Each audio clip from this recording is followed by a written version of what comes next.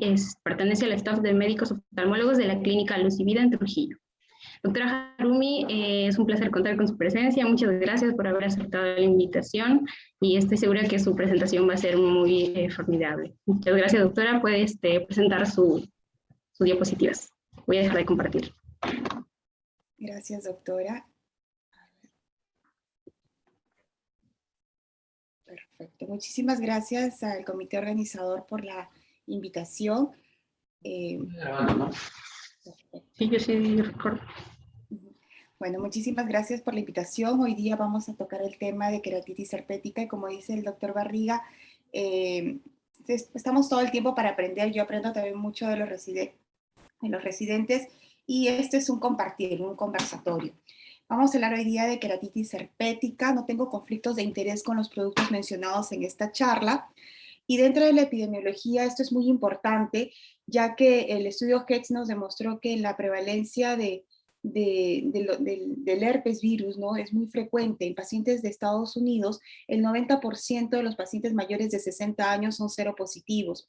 En la población pediátrica, el 30% de ellos en pacientes en la población pediátrica, Y esto va a tener relación con estatus socioeconómicos bajos, formas de higiene, hacinamientos, tanto así que hay estudios en países africanos que mayor del 85-90% de los pacientes son seropositivos independientemente de la edad.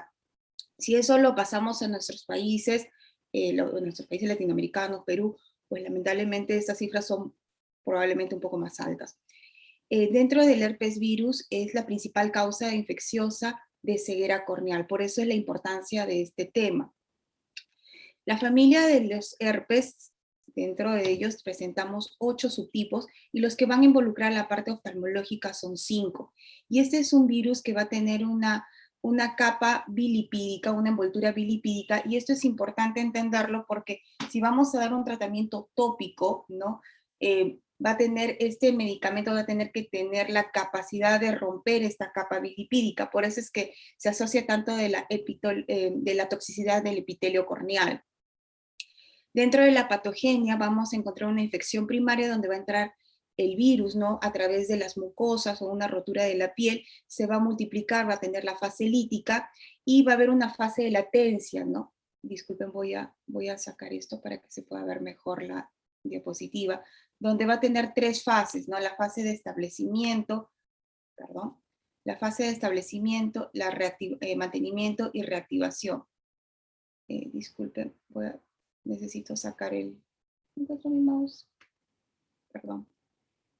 Quiero sacar no sé si se puede, ahora sí. Disculpe. Ahora sí, para que se vean mejor las diapositivas. Ya. Las 3 fases, que es la fase de establecimiento, mantenimiento y reactivación. Este virus se va a alojar, ¿no?, en el ganglio trigémino y vamos a encontrar unos gatilladores, ¿no?, los cuales el estrés emocional va a cobrar un papel bastante importante. Se habla sobre el calor, la luz ultravioleta, fiebre, cambios hormonales, algunos corticoides tópicos o sistémicos y el trauma corneal por traumatismo.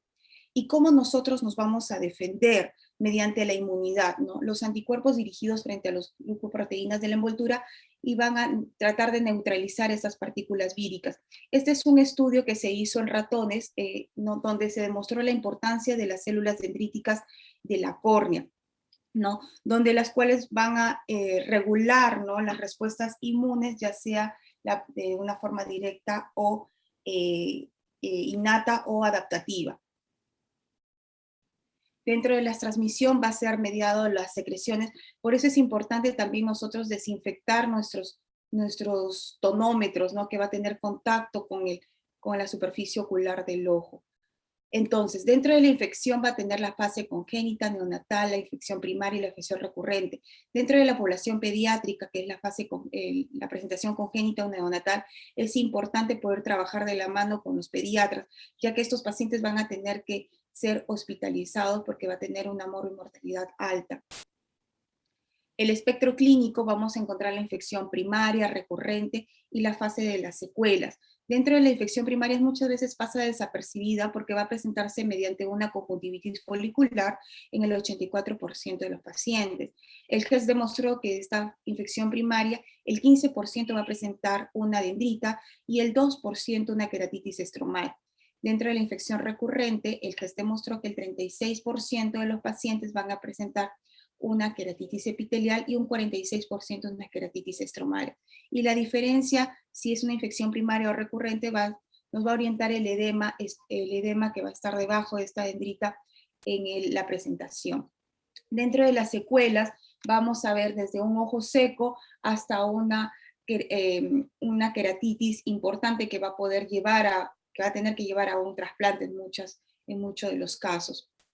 Hay modificadores de la enfermedad, pacientes que son más susceptibles, por ejemplo, receptores de órganos, pacientes diabéticos, sabemos que más del 50% de los pacientes diabéticos van a tener cierto grado de alguna alteración del epitelio, pacientes con VIH, dentro del sistema inmunitario alterado, pacientes atópicos.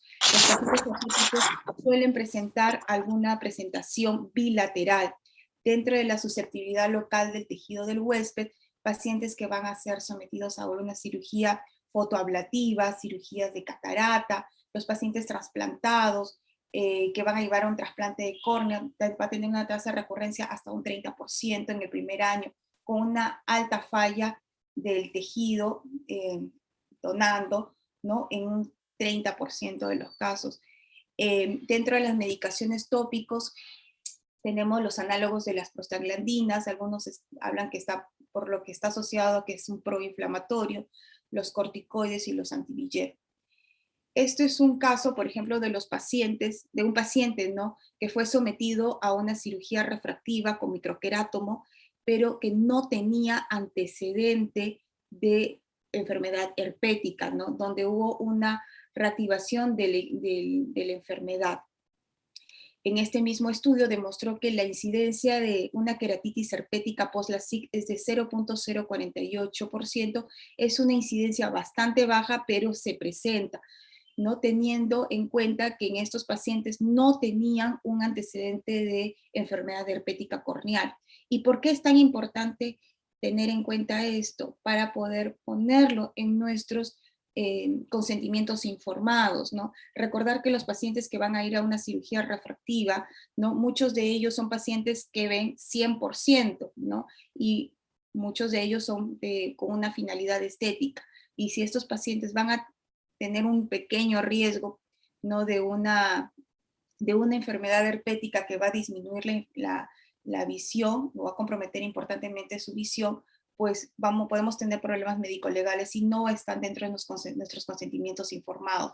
Algunos lo asocian al V de los equipos y no hay una diferencia estadísticamente significativa si se realiza con el flap con microquerátomo o con femtosegundo. Dentro de la población pediátrica, y es importantísimo tener en cuenta que nuestros niños van a tener una respuesta inmune mucho más agresiva, con mayor probabilidad de formas estromales, una reacción mucho más intensa, mayor cicatrización, mayor neovascularización. Entonces vamos a tener un mayor riesgo a la ambliopía, ya sea por deprivación, ¿no? Por esos leucomas que van a presentar o por el astigmatismo que va a presentar, ¿no? Dentro de las fases epiteliales, ¿no? Vamos a encontrar unas vesículas donde va a estar la replicación del virus, va a haber una dendrita que se va a presentar entre las 12 a 24 horas, estas células se van a edematizar y estas van a estar cargadas de virus. Cuando vamos a teñir, estos van a ser teñidos con rosa de Bengala, pero cuando ya va a haber una destrucción de la membrana basal del epitelio, ahí es donde vamos a encontrar una úlcera verdadera dendrítica, ahí es donde va a ser teñido con la fluoresceína. Tener en cuenta que antes de colocar cualquier anestésico, ¿no? Lo recomendable es usar las tinciones con lágrimas artificiales, evitar diluirlos en anestésicos. ¿Por qué? Porque muchas veces la sensibilidad corneal es lo que nos va a orientar el diagnóstico. Si en el caso vamos a tener dudas diagnósticas, ¿no? O tenemos alguna duda diagnóstica y queremos teñir con rosa de Bengala, es importante hacer primero una toma de muestra, ya que la rosa de Bengala muchas veces es tóxica y nos puede alterar en los resultados. Las úlceras geográficas, algunas veces es bastante frecuente en nuestro país porque tenemos la tendencia a la automedicación, ¿no? Muchas veces los pacientes van y son medicados por los farmacéuticos que ya les dan algún combinado con algún corticoide. La úlcera marginal herpética también es una de las presentaciones de la fase epitelial, pero tenemos que diferenciarlo con las úlceras marginales estafilocócicas y nos va a orientar dentro de la clínica, ¿no? Muchas veces la progresión de la marginal estafilocócica se va hacia una tendencia central, una tendencia circunferencial, en cambio la por herpes va a ir siempre hacia el centro.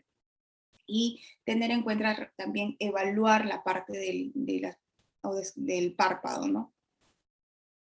Dentro de las queratitis neurotróficas en sí es una de las efectos, de las secuelas que se va a presentar dentro del herpes virus, ¿no? De las causas infecciosas van a presentarse en un 20% va a ser de causa herpética, ya sea por herpes virus simple o el zóster. Sabemos que en la superficie ocular vamos a encontrar receptores polimodales, mecanorreceptores, termorreceptores que van a tener relación con la sensibilidad. Lamentablemente, dentro de las queratitis infecciosas va a haber una alteración en el plexo subbasal, produciendo una alteración en la respuesta, llevando una alteración en la homeostasis, ¿no? Podemos ver y medirla, ¿no? Mediante el Cochet-Bonnet de una forma cuantitativa o de una forma cualitativa con un simple hisopo, ¿no? Se trata de sacar como un filamento del hisopo, ¿no? Del algodón para poder hacer la sensibilidad corneal. Por eso es supremamente importante evitar colocar anestésicos, porque también muchas veces nos va a poder orientar, ¿no? De eso, esto va a presentarse una clasificación que es la clasificación de Mackie, donde vamos a encontrar desde una alteración de la superficie ocular puntata, o ya cuando vamos a encontrar un estadio 3, donde vamos a encontrar este epitelio corneal enrollado, un epitelio, una alteración de la transparencia de la córnea, este grisáceo que se va a presentar. Este estudio, mediante microscopía confocal, se ve, ¿no?, que hay una alteración en las fibras nerviosas del plexo subbasal del epitelio de nuestra córnea, llevando a una alteración en la sensibilidad.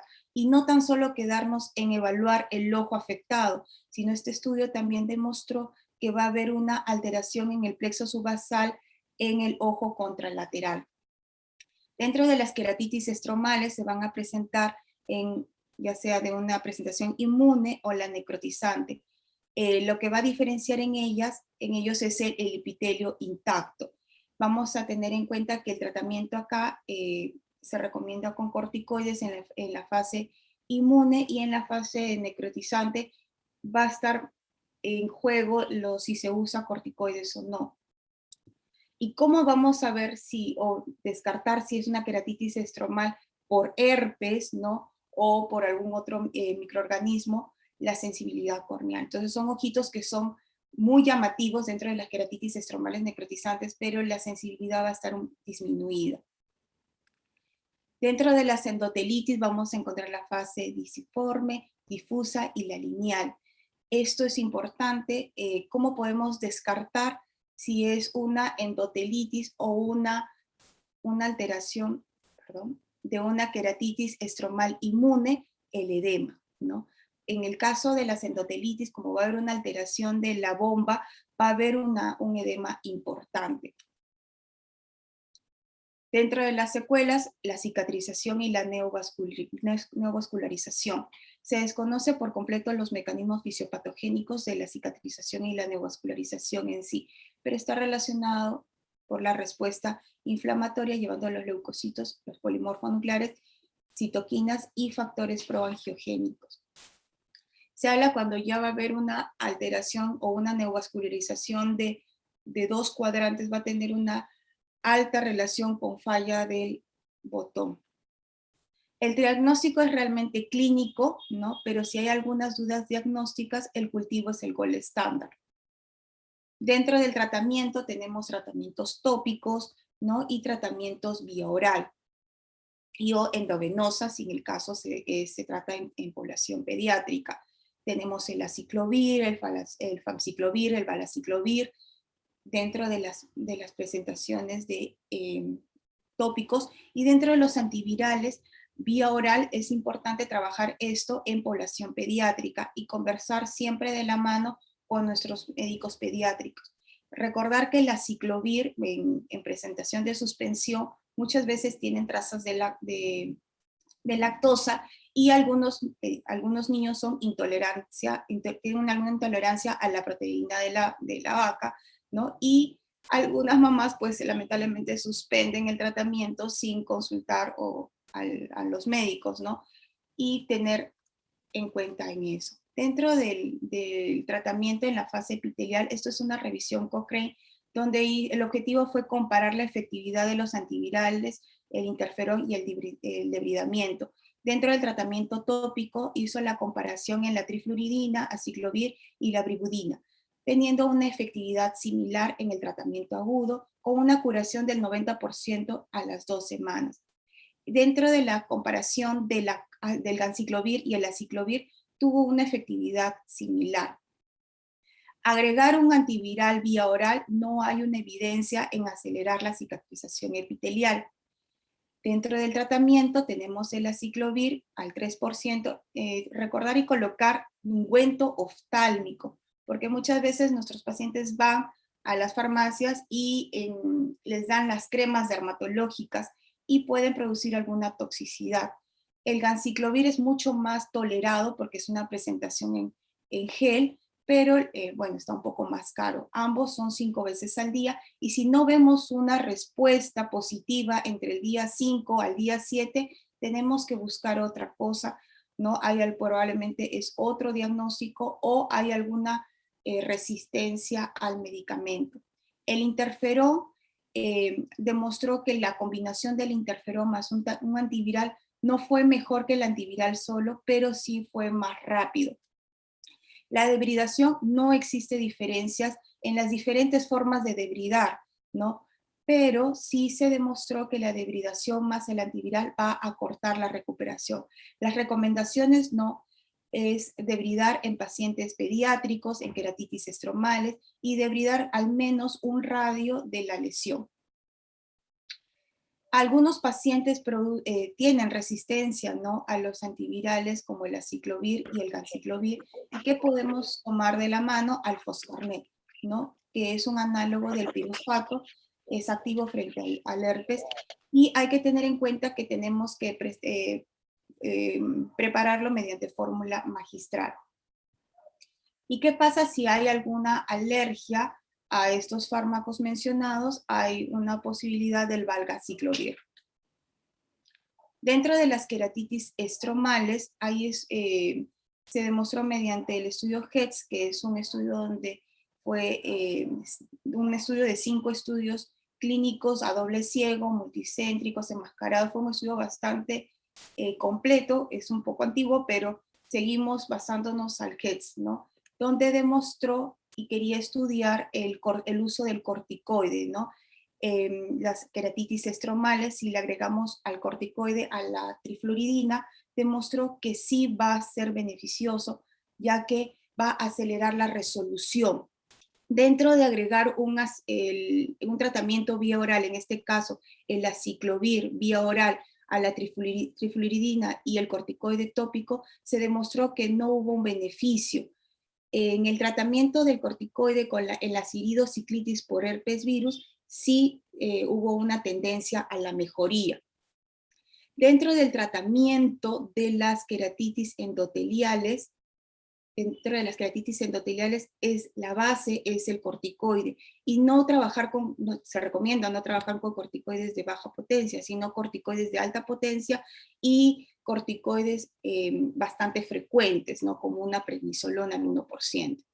Lo que acá podemos ver mediante microscopía confocal, ¿no?, donde se concluyó que la importancia del corticoide, estos fueron pacientes que recibieron corticoide, metilprednisolo en el 1%, ¿dónde está mi cursor?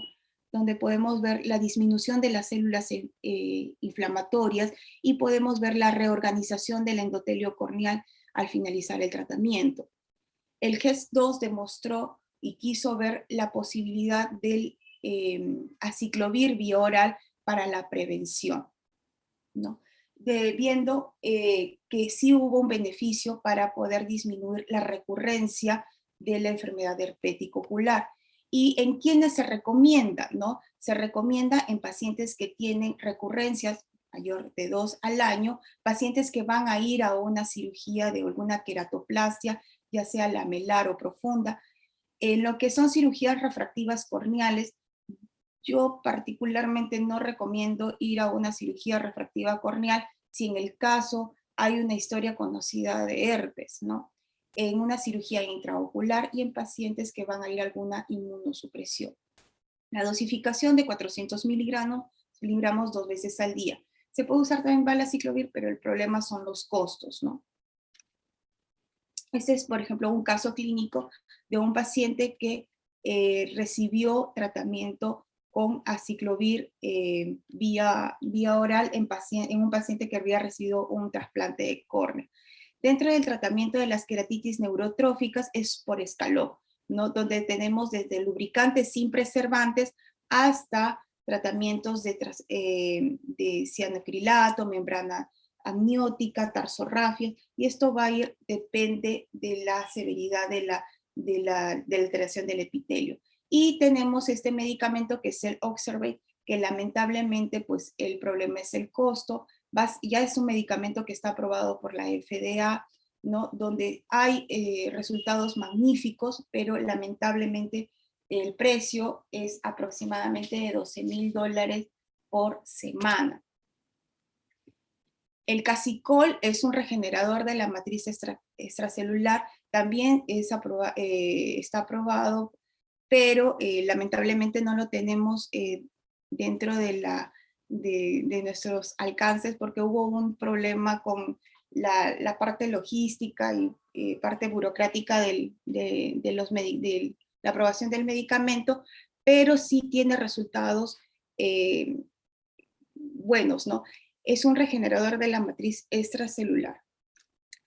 Dentro de la neurotización tiene buenos resultados, pero lamentablemente es una técnica bastante grande, no es una técnica revolucionaria, muestra una promesa de cura para las córneas neurotróficas, lo hacen los especialistas en oculoplastia, pero sigue siendo una técnica razonablemente invasiva, ¿no?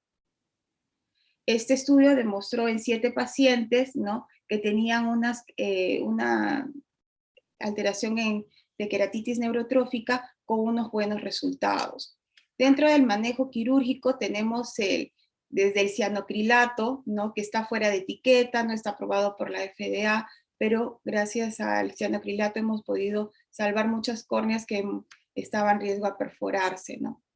Recordar que el cianocrilato se tiene que hacer cuando encontramos como máximo pues una perforación de 2 milímetros.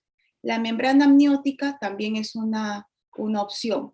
Tener en cuenta que se recomienda que todo paciente que va a ir a un manejo quirúrgico tiene que tener como mínimo unos 6 meses de un ojo tranquilo, de un ojo sin antecedente de que haya habido una reactivación, por el alto riesgo de que pueda haber alguna alteración de falla. Dentro de las trasplantes, ¿no? Este estudio demostró, ¿no?, de que hay entre hacer una diferencia si de un deshematocele o si un paciente con un leucoma importante, no hay una diferencia significativa de la calidad de la cicatrización corneal con el resultado. La tasa de supervivencia del injerto en este estudio fue de 3 años. En el poder diferenciar en hacer una DALC y una queratoplasia penetrante, lo ideal es hacer siempre una queratoplasia lamelar profunda, ¿no? Pero siempre y cuando el endotelio y la transparencia de la córnea te lo permita. sí hay una menor tasa de recurrencia de la DALK versus la queratoplasia penetrante, ¿no? Pero muchos de estos pacientes, ya se haga uno o el otro, muchas veces la supervivencia del injerto en la mayoría de los estudios no sobrepasa a los 5 años. Por eso es muy importante, antes de poder hacer cualquier procedimiento de queratoplasia, sentarse con el paciente y explicar el alto riesgo de que vaya a ir a una falla del botón. Y no menos importante, evaluar la calidad de vida de estos pacientes, ¿no? Que este estudio demostró mediante unos cuestionarios validados que va a afectar significativamente a estos pacientes la calidad de vida por las múltiples reactivaciones que van a presentar. Muchísimas gracias por la invitación y estamos abiertos al conversatorio. Muchas gracias, doctora Harumi. Muy bonita su presentación. Doctor Barrial, un comentario. Claro que sí. Primero, agradecerte, Harumi, realmente formidable tu presentación. Yo tengo varios comentarios sobre herpes que siempre me permito hacer cuando escucho clases como la tuya, Harumi. El principal es que esta es una enfermedad que no termina con la curación aparente del periodo epitelial o de la cura de la úlcera dendrítica, ¿no? Siempre hay que advertir que un paciente que adquiere un herpes puede que lo adquiera para toda la vida, en realidad. Y bueno, en retina nosotros estamos acostumbrados a preguntar siempre cuando tenemos lesiones retinianas necróticas, en sospechar de un herpes porque la necrosis retiniana aguda es resultado de un herpes que ingresó por la córnea y que finalmente llega pues a la retina. Y aquí lo que hay que recordar justamente es que un paciente que se recupera de una queratitis herpética o de cualquier episodio herpético en cualquier parte del cuerpo, queda lamentablemente predispuesto a que en cualquier momento, siendo inmunocompetente, pueda desarrollar complicaciones serias en el ojo o en el sistema nervioso central, ¿no? Eso hay que tenerlo presente. Este virus se queda alojado en los nervios de estos pacientes y desde ahí pues, pueden volver las recurrencias como lo has mencionado. Por lo tanto, uno de mis primeros comentarios era ese, más bien, más que comentario, pregunta, ¿no? ¿Estás usando tú con tus pacientes profilaxia para las recurrencias? ¿Tú has determinado una población específica? ¿Esta población sigue el tratamiento? Porque la experiencia mía ha sido que muchos pacientes lo abandonan, ¿no? Pero la necesidad de evitar que recurra es importante para la córnea, pero también para evitar que hayan problemas en otras partes del organismo, que es, digamos, el propósito más general, ¿no? ¿Cómo te va con esa parte del tratamiento referida a la profilaxia? Bueno, en primer lugar, se recomienda entrar al ojo, si en el caso vamos a ir a cualquier procedimiento quirúrgico, que la enfermedad esté inactiva como mínimo 6 meses, ¿no? Sí. Si en el caso vamos a ir a alguna cirugía, por ejemplo, a mí que yo opero catarata, yo sí les doy profilaxis, ¿no? Si en el caso hay una historia conocida. Tener en cuenta que los estudios demuestran que más del 90% de los pacientes mayores de 60 años son seropositivos igual, ¿no? Pero yo, si en el caso hay una historia conocida, con mucho más razón, se recomienda dar yo le doy profilaxis, ¿no? Empiezo con aciclovir de 400 miligramos cada 12 horas, unos 2 a 3 días antes del procedimiento quirúrgico, y lo mantengo el aciclovir cada 12 horas hasta terminar mi tratamiento de corticoide tópico, ¿no? Que mayormente son 15 a 20 días postquirúrgicos, ¿no? Tener en cuenta que cuando nosotros tenemos manipulación del iris, ¿no? Así como se va a depositar, se va a quedar este virus del herpes en los nervios, también se ha demostrado que, por ejemplo, en la arteriidociclitis va a haber esta atrofia, ¿no? En la presentación clínica va a haber una atrofia del iris, ¿no? Entonces sí hay depósitos del virus en los nervios del iris. Entonces, va a haber manipulación muchas veces cuando hacemos alguna cirugía de catarata. Si en el caso hay pacientes que tienen reactivaciones 2 veces al año, también, ¿no? Se recomienda dar una profilaxis de cada 12 horas, ¿no? Por un periodo de 6 meses. Si en el caso el paciente va a ir a alguna queratoplastia, se recomienda dar 6 meses, si en el caso se lo permita, ¿no? De 3 a 6 meses el aciclovir antes, ¿no? Y mantenerlo 1 a 2 años después de la queratoplastia. Hay un médico de la Universidad de Boston, especialista en córnea, ahorita se me fue el nombre, que él dice que el aciclovir hace menos daño que el chocolate, ¿no? Pero muchas veces nuestros pacientes prefieren no ver tantas pastillas, ¿no? Que se toman por tanto tiempo, pues sí les preocupa, ¿no? Sí. El problema del aciclovir son el número de tomas, ¿no? Pero tenemos también el valaciclovir. El problema son los costos, ¿no? Claro. Que en este caso la toma solo es una, si en el caso va con tratamiento profiláctico.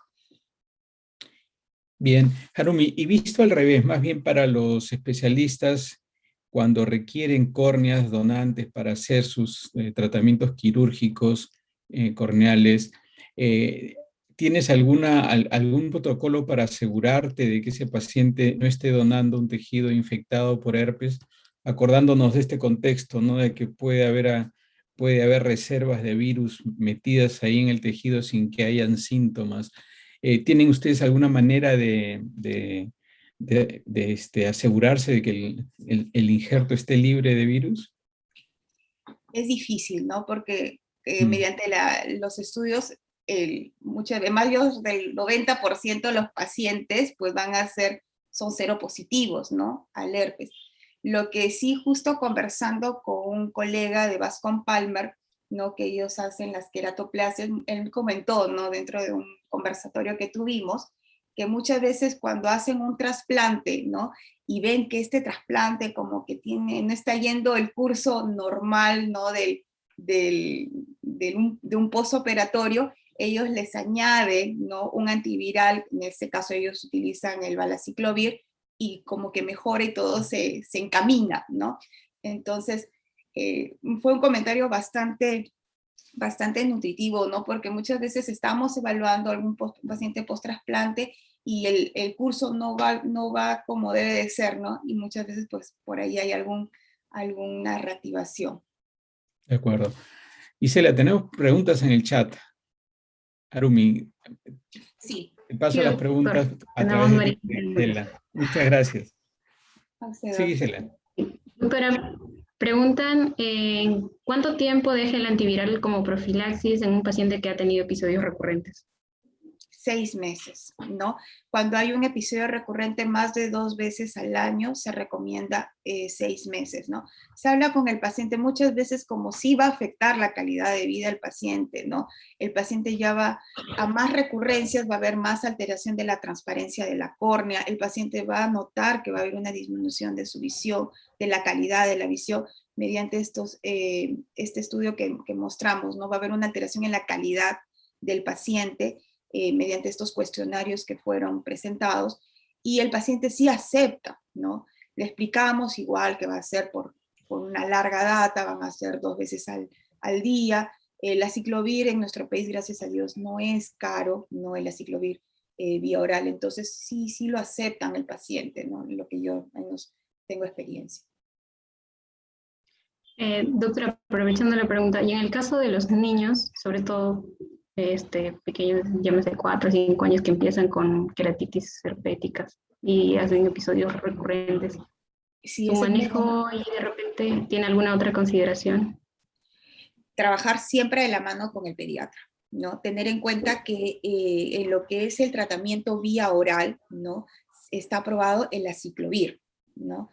Dentro del aciclovir, como habíamos comentado, yo sí he tenido antecedentes de mamás que suspenden nomás el tratamiento, ¿no?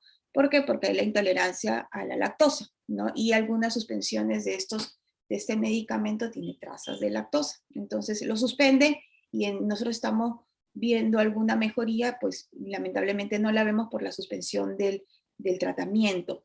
En la población pediátrica, en lo que es ya tratamiento en sí, evitar los tratamientos tópicos, ¿no? Porque como arde, en el caso de la ciclovir, muchas veces los niños no se dejan colocar, ¿no? Es muy difícil para la mamá, la pelea son 5 veces al día que se tiene que colocar el ungüento, ya sea el gel, entonces es muy complejo.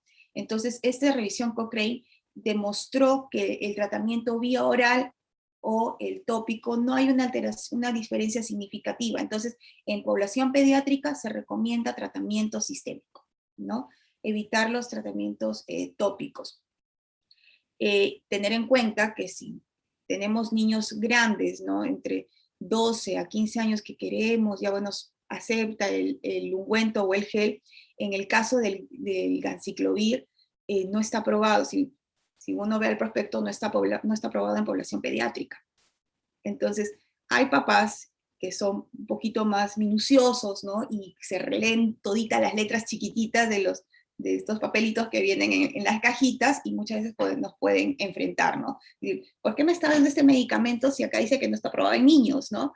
Entonces, guiarlos también, no le estamos dando porque mucho más aceptación en sí, porque arde menos, es de presentación en gel, ¿no? Pero tener en cuenta la población pediátrica muchas veces más por los papás, ¿no? Muchas gracias, doctora. Tenemos otra pregunta. Preguntan, bueno, felicitan por la presentación.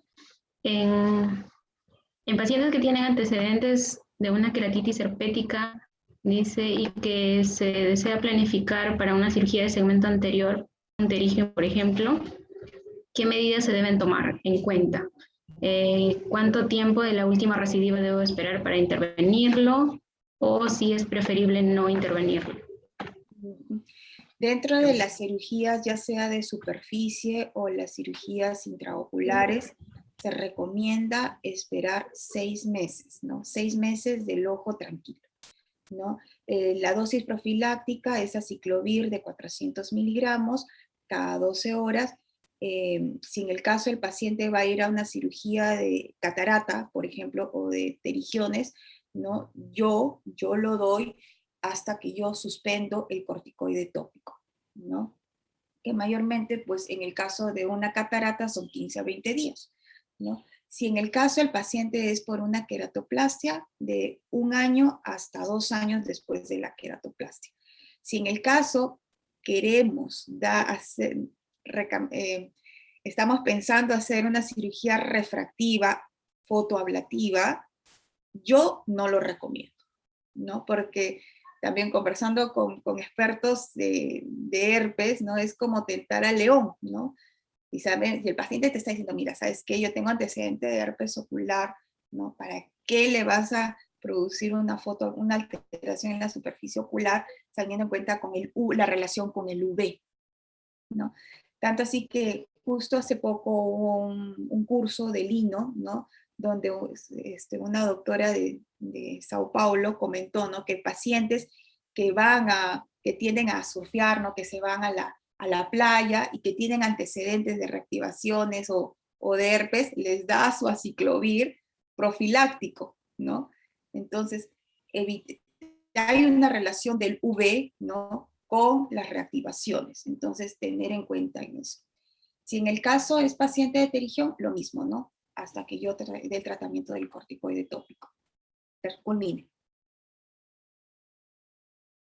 Acá. Para pacientes que, por ejemplo, viajan a la selva, áreas de bastante calor, ¿también considera dar profilacético?